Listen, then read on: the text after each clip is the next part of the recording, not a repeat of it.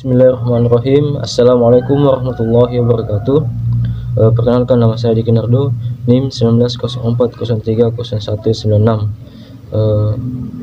Pada video ini saya akan menjelaskan sedikit tentang tugas dari penulis manajemen, dimana yaitu methods and tools,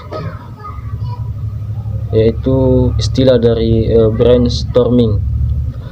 Langsung saja, brainstorming adalah sebuah metode yang bisa dilakukan untuk memecahkan berbagai masalah dan menghasilkan beragam ide baru sebanyak mungkin dengan cepat. Seperti namanya, brainstorming memiliki tujuan untuk merangsang otak berpikir secara logis, spontan dan kreatif. Ada beragam manfaat yang bisa Anda peroleh dari proses brainstorming, yaitu pertama, memecahkan masalah, kemudian yang kedua, memunculkan inovasi atau ide baru, kemudian yang ketiga, memperjelas atau mewujudkan ide-ide yang abstrak, kemudian yang keempat, menyederhanakan ide yang terlalu besar dan sulit untuk dicapai, kemudian yang kelima itu pendorong kreativitas. Brainstorming terbagi menjadi dua, yaitu kelompok dan individu. Seperti yang dikatakan sebelumnya, brainstorming biasanya dilakukan secara berkelompok. Brainstorming dalam kelompok dapat menjadi sarana untuk menyumbangkan ide dan gagasan yang kreatif secara bebas dan terbuka.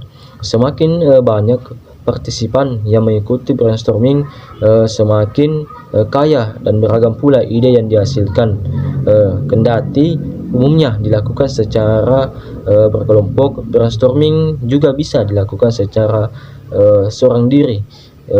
Beberapa penelitian bahkan menyebutkan bahwa brainstorming individu seringkali menghasilkan ide-ide yang lebih berkualitas dibandingkan brainstorming berkelompok. Pasalnya, saat brainstorming berkelompok, terkadang seorang bisa terlalu memikirkan ide atau pendapat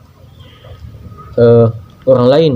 Hal ini bisa membuat kita merasa takut atau ragu untuk mengemukakan ide di depan banyak orang, padahal mungkin ide tersebut sangat baik.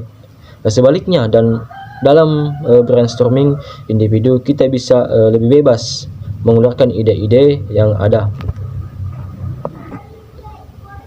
Adapun cara melakukan brainstorming, di mana sebenarnya ada banyak cara brainstorming yang bisa kita lakukan. Namun ada dua pendekatan yang umum dipakai, baik secara berkelompok maupun secara individu atau mandiri. Yaitu yang pertama, mengajukan pertanyaan, dan yang kedua itu menulis bebas. Yang pertama, mengajukan pertanyaan, di mana salah satu metode brainstorming yang paling banyak dilakukan adalah dengan mengajukan pertanyaan untuk mengumpulkan informasi sebanyak-banyaknya terkait hal yang ingin dibahas, di mana kita bisa mulai pertanyaan-pertanyaan seperti apa penyebab masalah, kapan masalah terjadi, di mana masalah terjadi, siapa yang terlibat dalam masalah, mengapa masalah terjadi, dan bagaimana masalah tersebut terjadi. Seperti itu. Jika pertanyaan dasar ini sudah terjawab, jawaban tersebut bisa dikembangkan menjadi pertanyaan-pertanyaan lanjutan yang akan mengarahkan kita pada ide dan solusi dari masalah yang ada. Kemudian yang kedua itu menulis. Menulis adalah metode brainstorming yang bertujuan untuk mengalirkan ide-ide yang ada di otak ke dalam bentuk tulisan. Untuk melakukan metode brainstorming ini, kita perlu menetapkan batas waktu, ruang untuk menuliskan ide-ide kita, misalnya 10 menit atau pada 3 lembar kertas.